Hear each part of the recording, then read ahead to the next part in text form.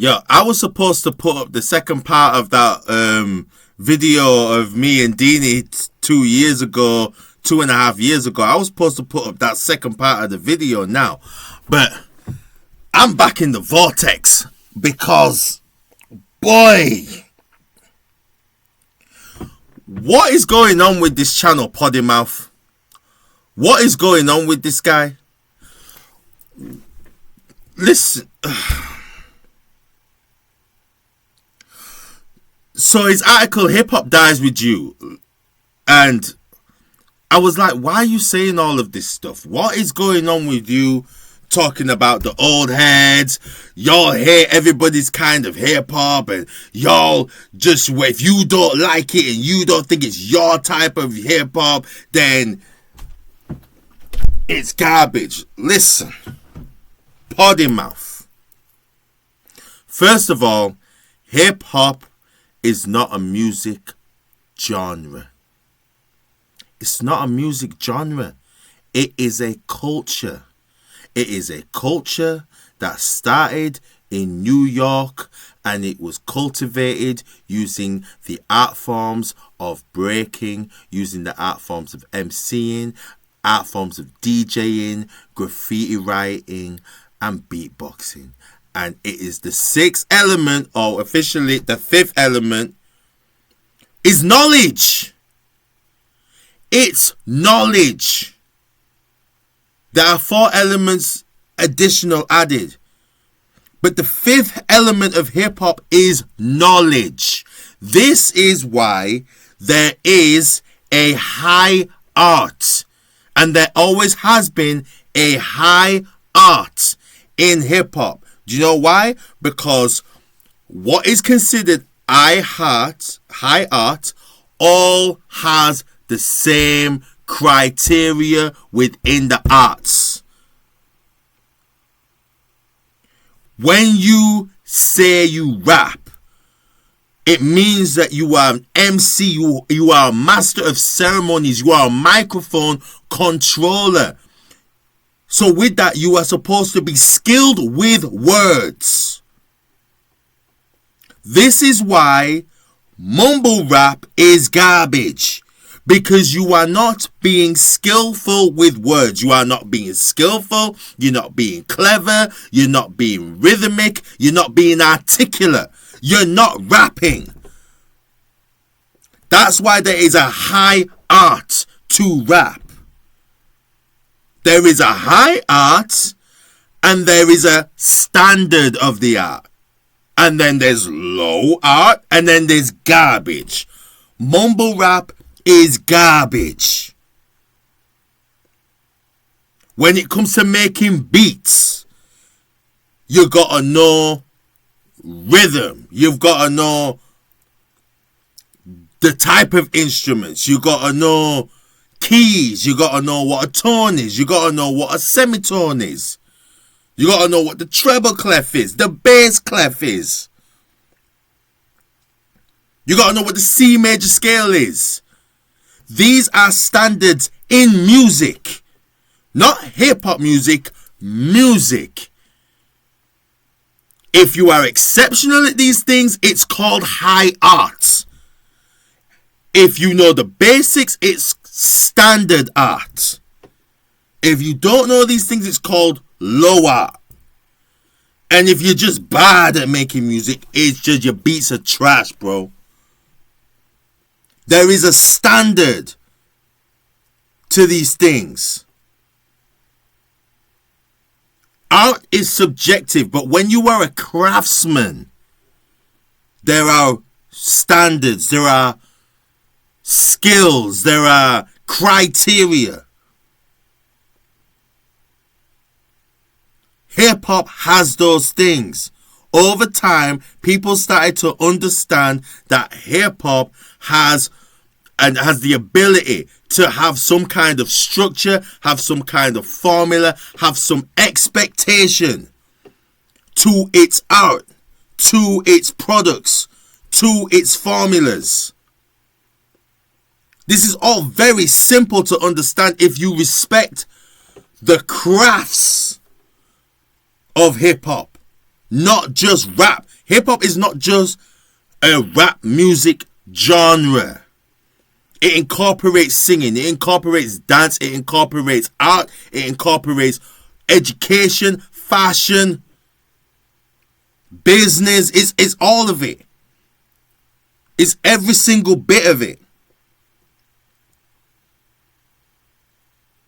So that's why when us old heads are looking at the young ones like, yo, it's not that we just don't like your music. Because there's not liking the music. But then there's being able to look at the music and being like, you're not fitting, you're not reaching standard criteria of rap.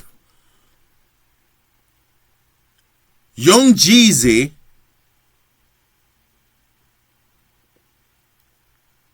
is, when he first came out, his rapping skills were standard. He wasn't the best MC, he wasn't the most exceptional MC, but he was an MC. He was a rapper. His music had subject matter. His music had composition. His music had great understanding of guest appearances on what should appear on what track and why. Thug Motivation 101 is a good album. Is it Nas level? No. Is it Raekwon level? No. Is it Talib Kweli level? No. But it's good music. We know how to differentiate what is good music and what is standard of music from what is not. So we'll get into the root of what is, because I saw when you said 2006, and of course it's 2016, the Double XL Cypher 2016, the infamous Lil Yachty, 21 Savage, Kodak Black, Denzel Curry, which I don't like to say Denzel Curry, because Denzel Curry should not have been in that room because he can rap.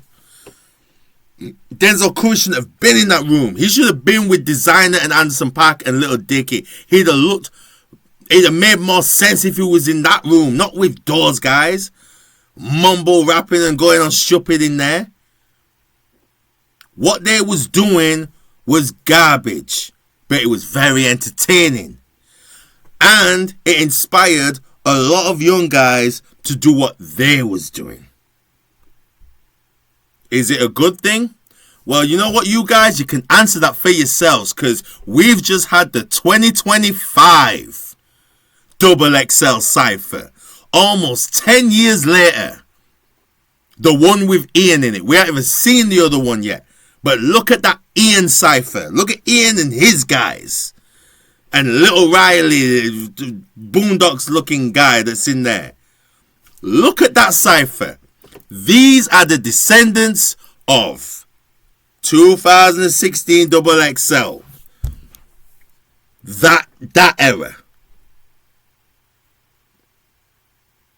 These are your children. So you tell us. Because this time you're not going to be able to say we didn't say nothing. Because your silences, you got us.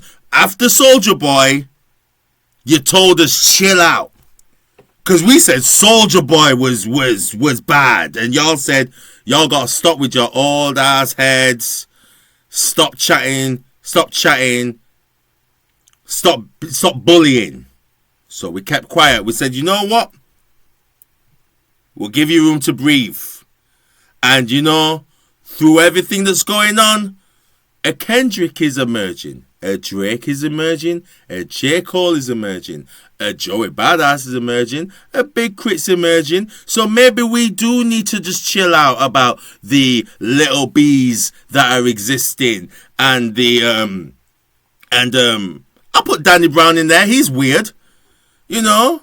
Yeah, maybe we should just chill out about the little bees and the memes and who else? You know, Nicki Minaj is weird. You know what I mean? But you know, like, just chill out. It's not all bad. You know what I mean? Charles Hamilton, was that his name? Charles Hamilton. You know, he's a bit, but don't you relax. A Lupe exists. It ain't gonna get bad for hip hop. Look, you know, there's still lyricists out there. So relax. So what does a Silento? Whipping Nene. Relax. Stop being an old head. We got told that after Soulja Boy, and we let it ride. Then 2016 came. And then we got mad. And then what did those guys say? Well, y'all didn't teach us nothing. Y'all didn't show us nothing. You didn't put us on game. This is a circle of all the shit that we've seen it all before. Stop blaming real hip-hop heads for this stuff. Because we are not around. And yeah, look, I'm a nobody rapper in the vortex, bro. You can shut your bitch ass up, broke nigga. Say it all. Say it all. But I'm just putting this in the vortex so you know somewhere on this third planet you can't do this shit. We're not responsible. Your music is trash. You don't learn how to rap. You don't learn how to sing. You don't learn how to make beats properly. You don't study the greats. You just study whoever you want to study. It's alright, you put him out saying, I watched all the documentaries when you said fuck the old school. Listen, let's talk about that. Let's talk about your rappers that said fuck the old school back in the past. Okay. So you had Leeds the New School. You don't want the Clips album. Hey. Yeah, you're right on right now. So we had Leeds the New School. Before they were called that, they wanted to earn the name. So Chuck D said, right, if you want to earn the name, Leeds the New School, your crew and this other crew have got to make a record called Fuck the Old School. And whoever makes the best Fuck the Old School record wins the name. Now, Busta Rhymes says that him and his friends wrote that song with tears in their eyes because they did never want to disrespect the old school. And when they earned the name, they said they burned all forms of existence of that record because they never want to disrespect the old school. So that's Busta Rhymes. Another famous story, Biggie. Biggie had a time where he was like, fuck all the old school, all that played out shit. Fuck all that.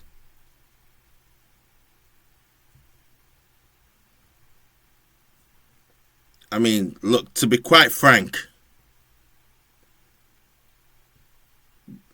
the rest of how Biggie's career turned out, do you know what I'm saying? You know? That fuck the old school shit didn't quite, do you know what I mean? You know? Because I know there'd have been a couple of, you know, it's likely a couple of old heads said to Biggie, yo, listen, the beef ain't even over yet. It's just Pac died. I don't think you should be out in LA that long. Some stories say Biggie was like, they love me out here.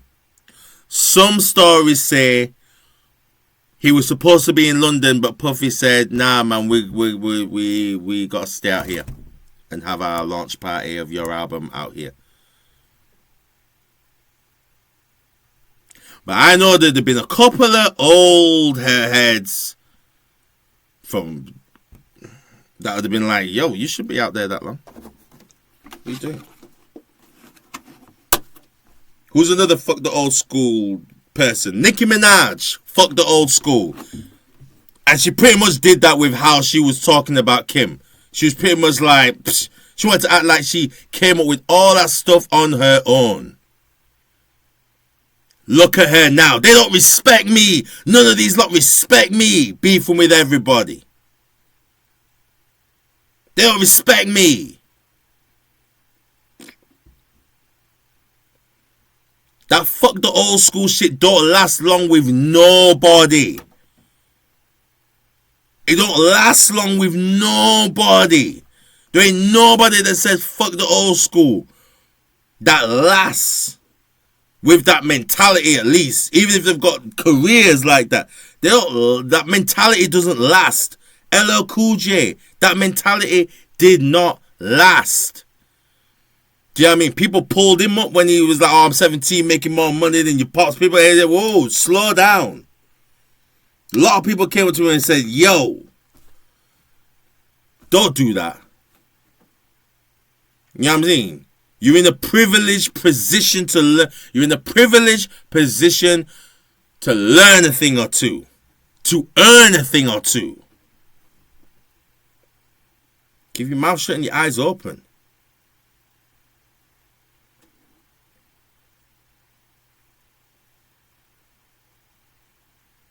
The youngers have more to learn from the elders because the elders have done it. That's why. I don't know why people... This is the way education works. The elders that learn it teach the young ones.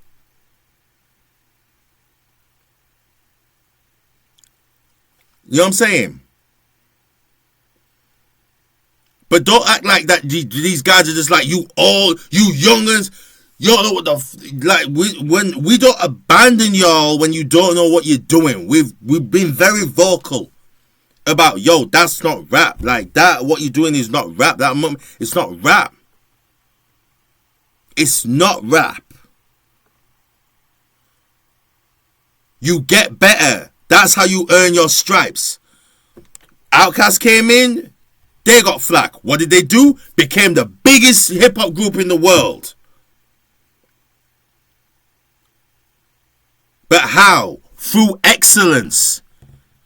Not just through, well, I'm just going to just keep dilly-dallying, and just, just circumvent my way around catchy beats and catchy. No, they became excellent. That's why they're the greatest hip-hop group in the world, according to Billboard and sales and all that stuff. You know what I mean? Everyone's got their own answers to that. Most people know what my answer is to that. But Outkast is a contender. Do you know what I'm saying? Like, because they're excellent. West Coast got flack. Do you know what they did? Became excellent.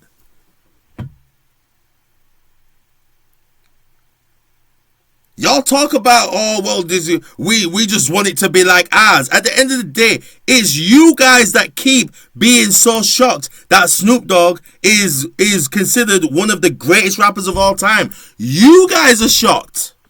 Not us. We saw what Snoop Dogg did and work he put in to become one of the greatest rappers of all time. We understand it. It's you guys that don't seem to understand.